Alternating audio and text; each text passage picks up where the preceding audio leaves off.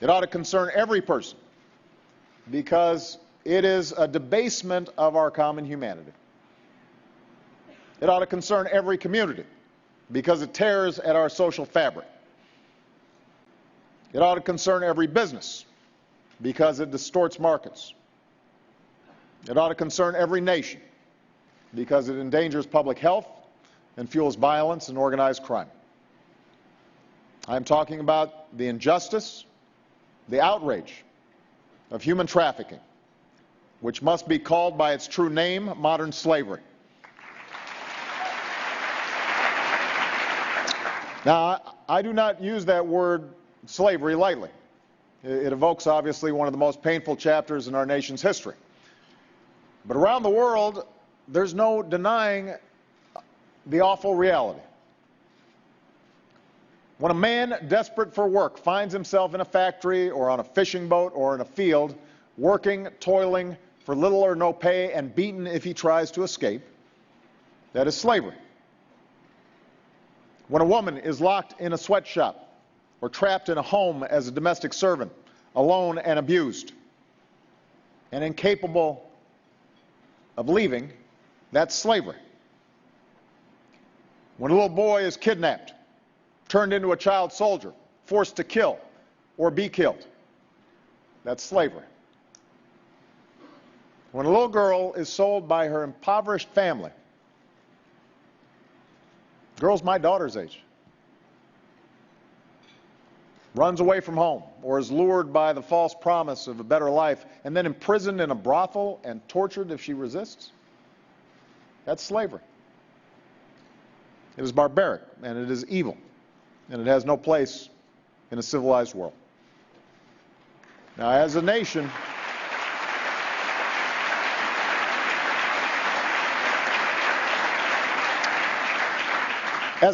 we've long rejected such cruelty. Just a few days ago, we marked the 150th anniversary of a document that I have hanging in the Oval Office, the Emancipation Proclamation. With the advance of Union forces, it brought a new day, that all persons held as slaves would thenceforth be forever free. We wrote that promise into our Constitution. We spent decades struggling to make it real.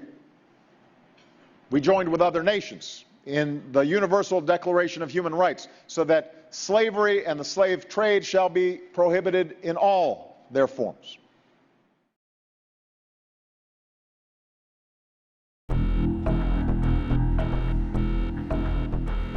คนจากยุโรปคนจากอเมริกาเนี่ยเขาได้กินอาหารทะเลสดสะอาดราคาถูกแต่เราไม่เคยตั้งคำถามเลยว่าแล้วคนที่หาปลาเขามีชีวิตอยู่ยังไงลูกเรือบางคนบอกว่าชีวิตเขาราคาถูกกว่าปลาอีก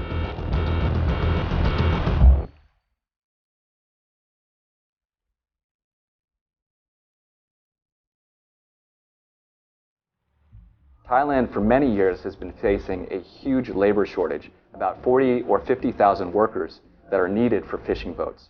And so with that difficulty, many migrant workers can be easily tricked or lied to in their recruitment process, which can begin in their home country and continue into Thailand.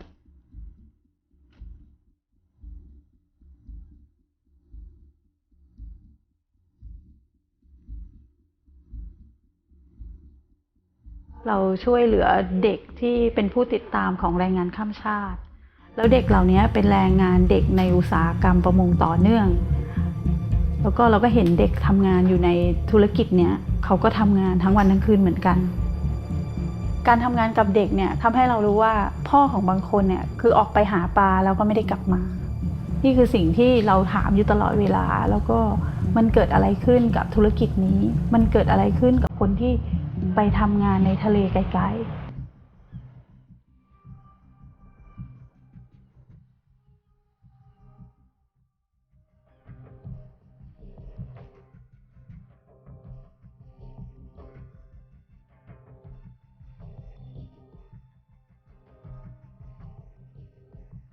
Everyone wants the best product for the cheapest price, right? The problem that can have around the world is that it can drive the price lower, and where does that finally fall? It falls on the backs of some of the most vulnerable workers.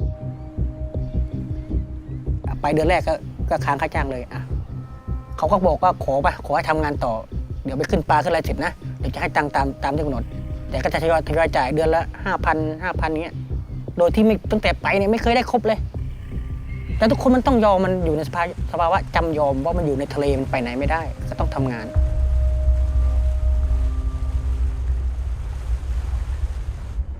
And victims of trafficking who are on fishing vessels, they're very far away from help. You're isolated, you're alone with the crew on the boat, and there's really not much you can do when you're in the middle of the high seas and land maybe days or even weeks away.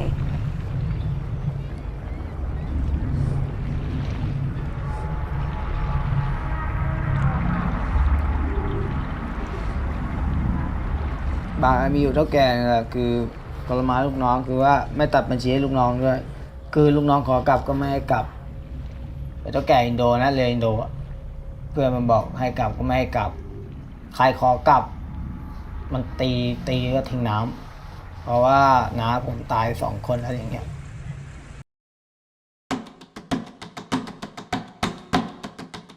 Makeup can be a tool for liberation and expression. It can make us feel beautiful, but one of beauty's most popular ingredients has a dark side. जब हम लोग mines की खदानों में जब घुसते हैं तो वहाँ पे बहुत अंधेरा भी दिखाई देता है और हम लोग को बहुत डर भी लगता है कि हम लोग पता ना कि किधर से क्या गिर जाए। मैंने देखा बहुत सारे बच्चे को एक बच्चा का भी माथा फटा था। Mica, an unassuming mineral essential to modern life. The property of heat and electrical resistance makes this mineral invaluable. For decades, it's been used in everyday products like electronics, insulation, paint, and even toothpaste. But over the past few years, the cosmetics industry's demand for glowing, radiant shimmer has exploded. From the perfect no-makeup gleam to the blinding shine of a highlighter created for double taps, mica is often a magic ingredient. रोज आते हैं। Every day. चुनेंगे नहीं तो खाएंगे क्या?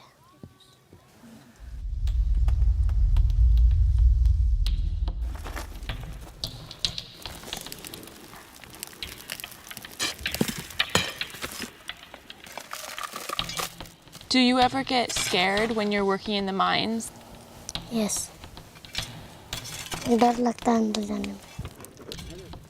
माटी गिर जाएगा तो दबा जाएंगे। इधर हुआ है। मगर आया था ढेबरा चुनने तो दवा का वहीं पर रख गया। Can you tell me how old you were when you first started working in the mines? कब से आती है काम करने? 5 साल। 4 साल का।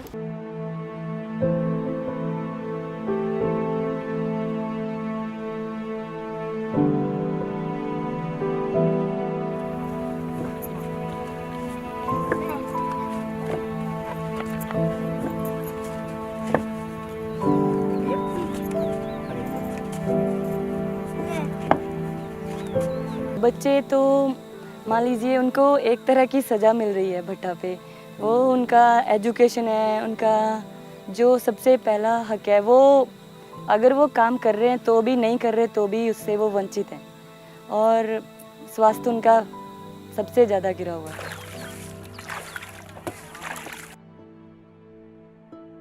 एक तो लड़का है मेरा 14 साल का, एक लड़का है मेरा 9 साल का, एक वो मेरे 7 साल के लड़के।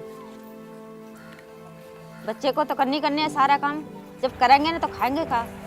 नलका का पानी ऐसो न तो कपड़े धो पाओ और न तो देखो बर्तन धो पाओ, जमा गंदा पानी काई कैसा। जैसे रात के 1 बजे उठते हैं और 12 बजे लोग काम करते हैं, फिर खाना बना के खाते हैं, तो 2 घंटे आराम करके फिर 3 बजे फिर काम से लग जाते हैं। फिर काम से लगते हैंगे, मट्टी बनाते हैं, ईंट लगाते हैं।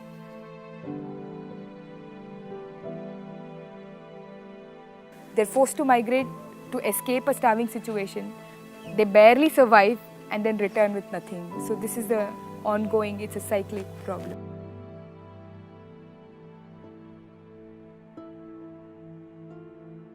5 साल काम किया था, ले जाने नहीं दिया उन्हों को दवाई दिलवाने। फिर वो सारी रात ऐसे ही हाथ पैर पटकता रहा वहीं पे और उल्टियाँ करने लगे। सुबह 7 बजे फिर ख़त्म हो गई वहीं पे। और मैं रोने चिल्लाने लगी तो ऐसे कहने लगे कि नहीं अभी तो ठीक है, ख़त्म नहीं हुआ है, तो इसकी दवाई कराएंगे। फिर वो उन्होंने दवाई तो नहीं कराई, घर पे लेके आ गए। जब ख़त्म हो गए तब तो कई मालिक ने कि 1 लाख रुपया देंगे हम, और फिर वो भी नहीं दिए, फिर मना कर दिया। 2 लड़कियां हैं मेरी, एक 5 साल की है, एक 1.5 साल की है लड़की। ये तो आप ही बताओ कैसे पालेंगे, कैसे क्या करेंगे। On refusal to work or getting late to the work, the workers were thrashed.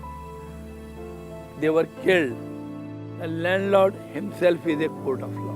He punishes the bonded laborers physically, mentally, economically.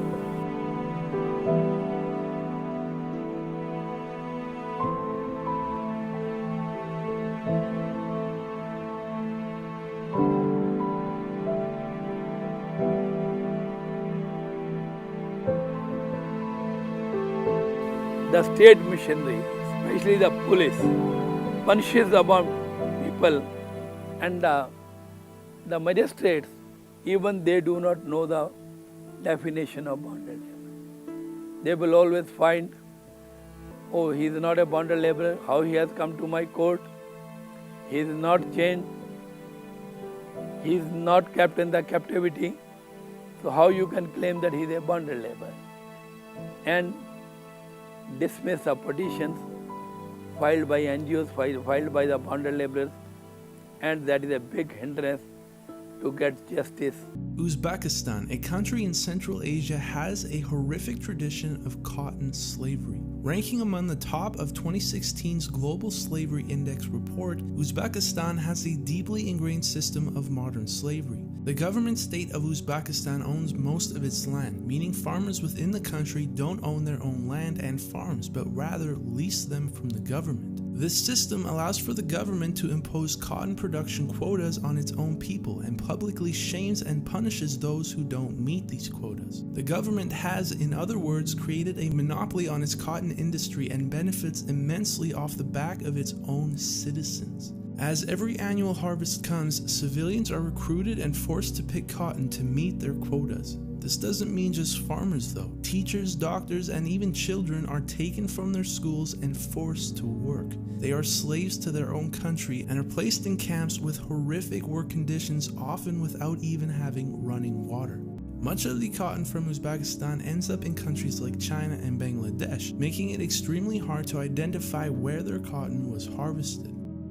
While countless companies have been caught using illegally sourced cotton that is then used in the production of their clothing, it isn't just the cotton material that is produced using slavery. The actual production of sewing and putting together the clothing itself is often traced to slavery as well. Saipan, an island located in the Pacific, while technically a U.S. territory, sets its own immigration laws. People from various impoverished countries were lured into immigrating to the island under false promises of jobs on American soil. When arriving to the island, though, these immigrants were forced to repay fees of up to $7,000, an amount far greater than any of them had. As a way to repay their fees, they were enslaved and forced to sew clothing for 12 hours or more a day, 7 days a week. They were also forced to refrain from practicing any religion, having children, or getting married. ABC News reported that women who became pregnant were forced into abortions to keep them working. A National Labor Committee report claimed workers were given just 3.3 minutes to sew together a woman's Victoria's Secret bikini. These bikinis, on the other hand, were sold for $14, while the worker was paid just 4 pennies. 10 miles east of Delhi lies the Indian Carpet Belt. From here, 16 million pounds of carpets are imported just to Britain alone every year. In the very poor North Bihar, India, thousands of young children go missing as a result of being tricked into, lied to, and even kidnapped for slavery. Families search far and wide for their children as young as just 5 years old, but there is little to no hope once these children are gone. Though slavery is condemned in India, thousands of child labor camp children are found annually working in these carpet looms. This multi-million-dollar industry stems from and is operated out of small, average, normal-looking houses where, from the outside, it could never be known the abuse that goes on inside. Children are woken up at 5 in the morning and are put straight to work for 7 days a week. They work until midnight. These children, who are often stolen at extremely young ages, are sold to loom owners and are used to weave carpets for up to a staggering 20 hours a day, sleeping only 2 to 3 hours a night. These children never leave these small homes, never even seeing the outside. Impossible to escape, these looms are often cramped, hot, and locked from the outside. Children are beaten for subpar workmanship and are often not even allowed to use toilets. The horrific conditions leave children physically and emotionally scarred. A disturbing new report is exposing evidence of widespread labor abuse in the lucrative palm oil industry. An Associated Press investigation uncovered dire conditions at plantations in Malaysia and Indonesia, the world's largest palm oil producers. In interviews, workers complained of various forms of exploitation, including child labor, slavery, and allegations of rape. Over the last 50 years, palm oil has become the world's most widely consumed vegetable oil, making its way into the supply chains of world-famous companies. Margie Mason is an investigative reporter for the Associated Press. She joins us now from Morgantown, West Virginia. Margie, thank you for being here. In your report, you say that palm oil is virtually impossible to avoid. Start off by telling us what it is, what it's used for, and how the recent surge in demand has impacted plantations where it's harvested. Well, thank you for having me. Palm oil is in so many products. In the grocery store, it is in roughly half the products on the shelves there. And so you might see it in things like Kit Kat candy bars or Oreo cookies, but it also can be in things like Dove soap or Colgate toothpaste, and it can be hidden in up to 200 different ingredient names on the package. So you might not even know you're using it, but basically from the time you get up in the morning until you go to bed at night, you are probably using some form of palm oil. Palm oil is found in a huge range of products, from food to cosmetics. The crop's rapid growth has spawned huge plantations, especially in Southeast Asia. Amnesty International says the burgeoning demand also is driving widespread labour abuses. We interviewed about 120 workers who work on 7 plantations owned by different companies. We found children as young as 8 working on these plantations, helping their parents. We found forced labor where women workers are forced to work for 2 days but only paid for 1 day. We found people being exposed to really dangerous chemicals. This 8-year-old boy was among those interviewed by Amnesty. All interviewees asked to hide their identity. He said he helps his father pick the palm kernels after school. He doesn't get any money, he says, and the sacks of kernels are very heavy. Another worker says he has to get his wife and children to help him with the harvest. The plantation is too wide, so it is impossible to do it by myself without help.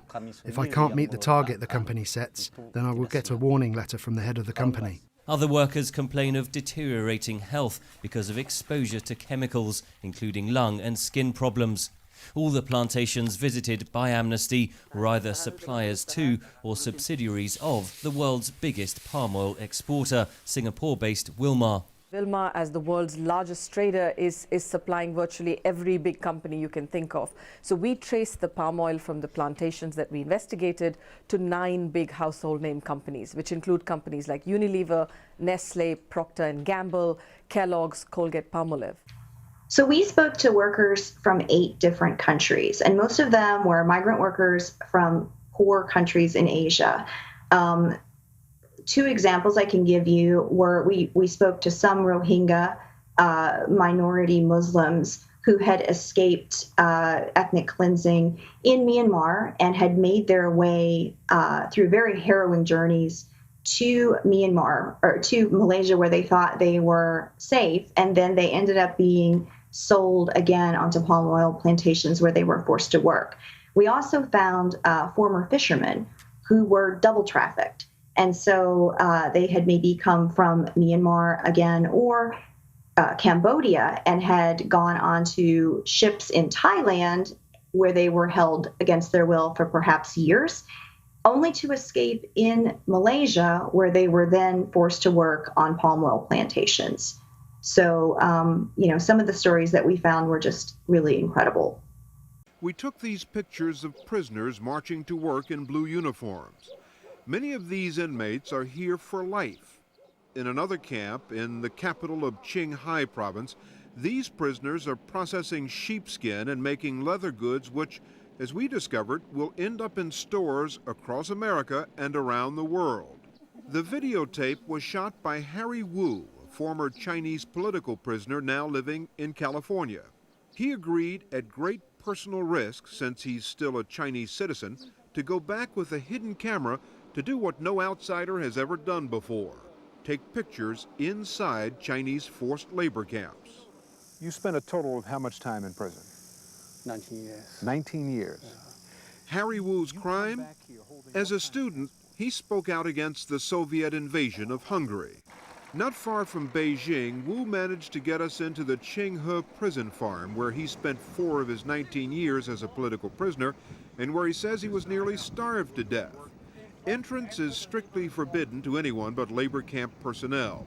But on this day, as we drove 15 miles from one end of the camp to the other, no one stopped us. We could never figure out why. Along the way, we could see prisoners at work building a canal with picks and shovels, which is exactly what Harry Wu did when he was in this prison. If they catch you doing this, what happens to you? Go back to the camp again. You could go back to prison. Of course, they will put me back again. Why are you doing it then? Because I think the world have to realize there's a camp system in China. A prison camp system modeled on the now defunct Soviet Gulag, which experts say is made up of several thousand labor camps and millions of prisoners.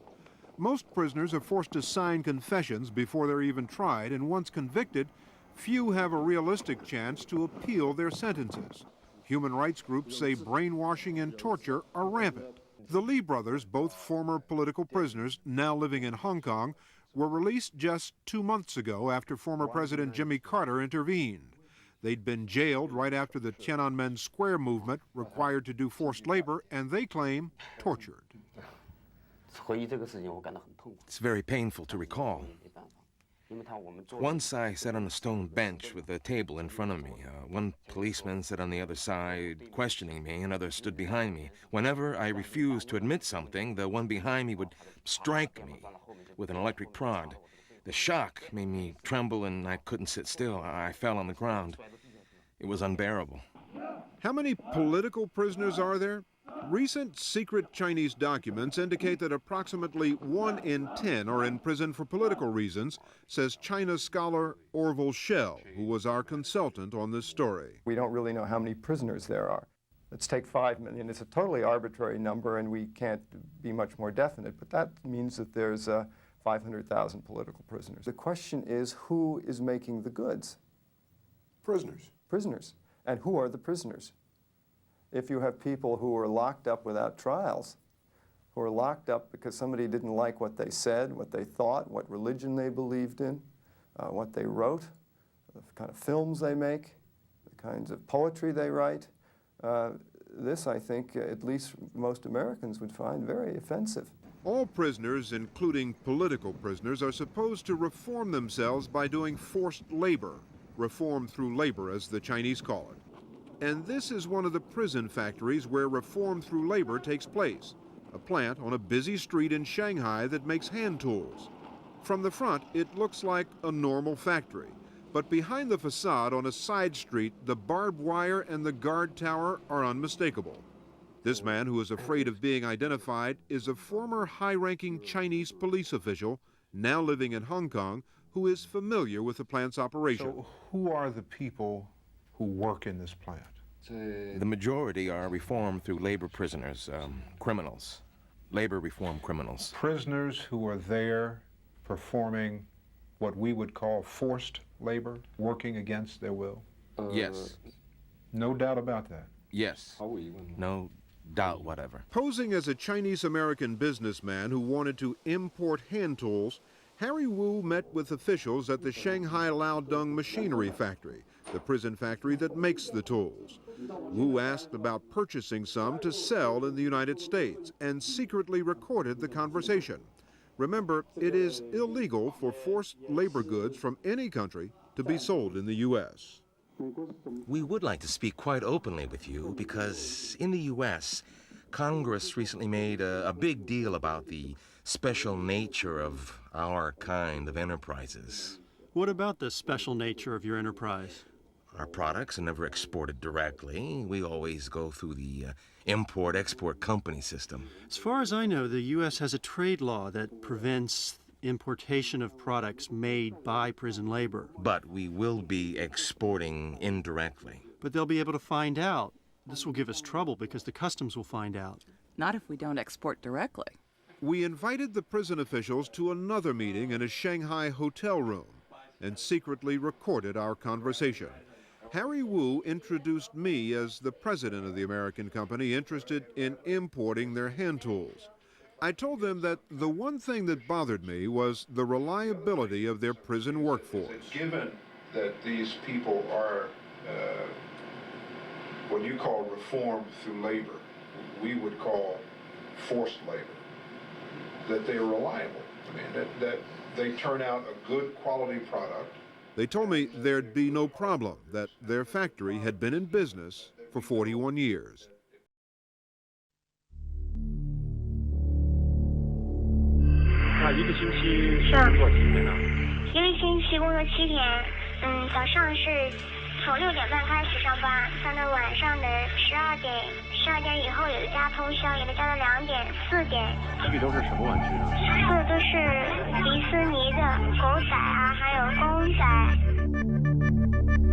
Hur mycket av produktionen här kommer från Kina? Sortiment som man har till hösten så kommer 95% ifrån Kina. In Europe, we spend more than $20,000 billion on toys and games every year. A large part of these toys are bought at Christmas time. But who makes these toys? När jag var liten fick jag reda på att det var barn som gjorde de här leksakerna på McDonalds. Då ville inte jag ha dem längre. För att det var andra barn som gjorde det. Jag tror det var vuxna eller maskin som gjorde det. Så jag vill inte ha McDonalds längre. McDonalds-leksaker. Fast annars skulle jag fortsätta köpa dem.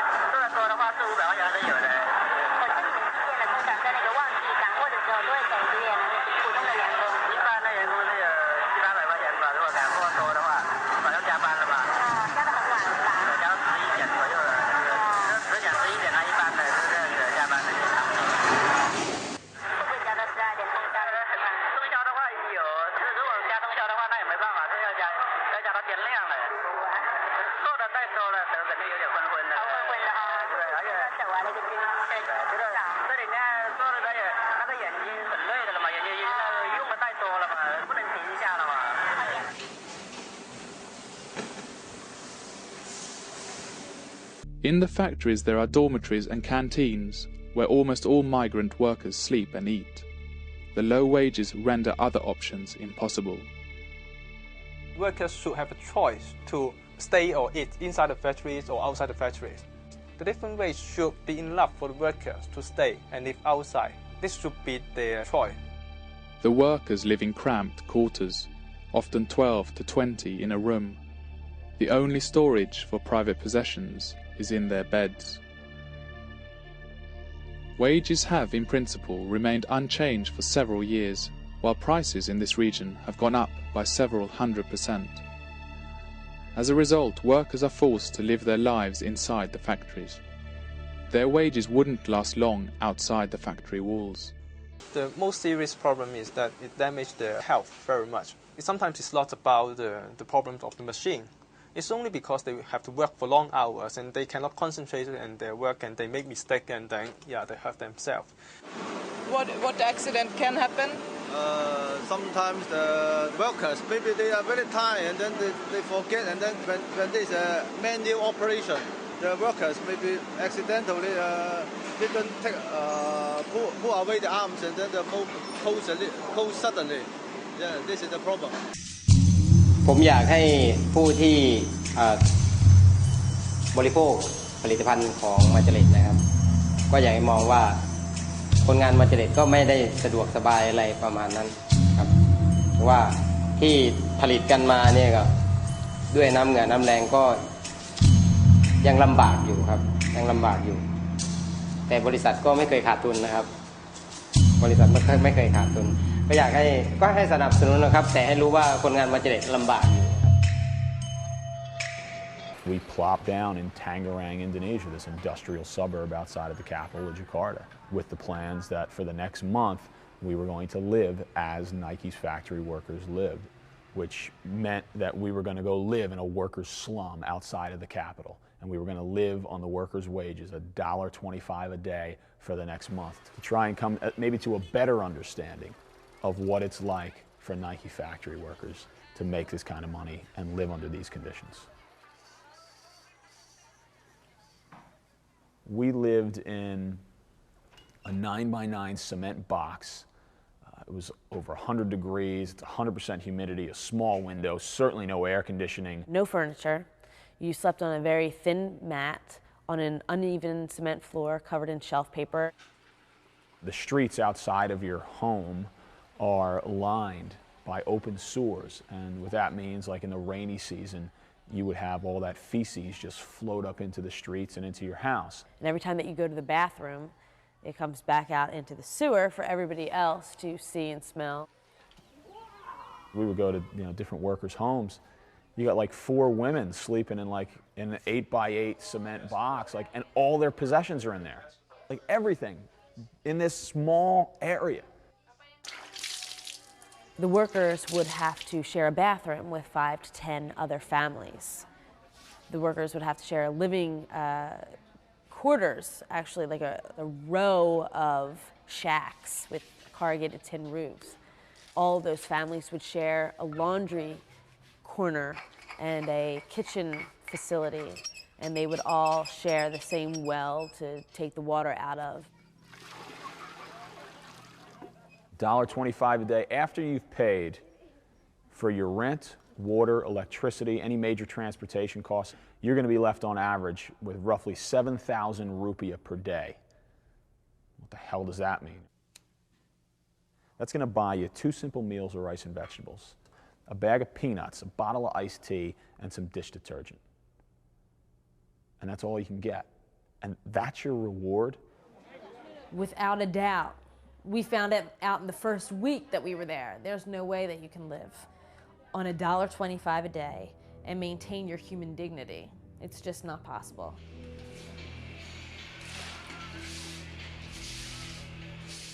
I lost 25 pounds living on Nike's wages in Indonesia. I spent the month painfully hungry and tired and near the point of exhaustion most days. I just felt my energy storage was just depleted. And I just started going downhill fast, and I just started getting sick every day. And she got very sick one day. She had a fever of 104, and she's got to deal with, well, I have a fever of 104, I can buy aspirin and a little drink box to get some vitamin C, but if I buy those 2 things, I don't eat for the rest of the day.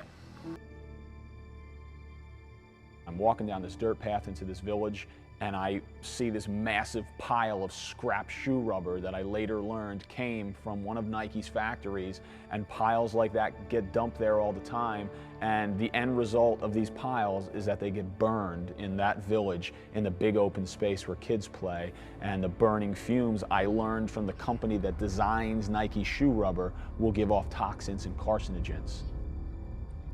Kids are paying the price. And they're the ones with the chest infections, and they're the ones that are going to develop cancer.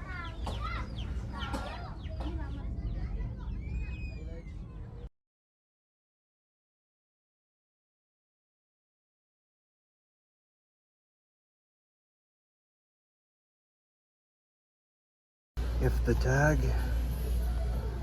says this or this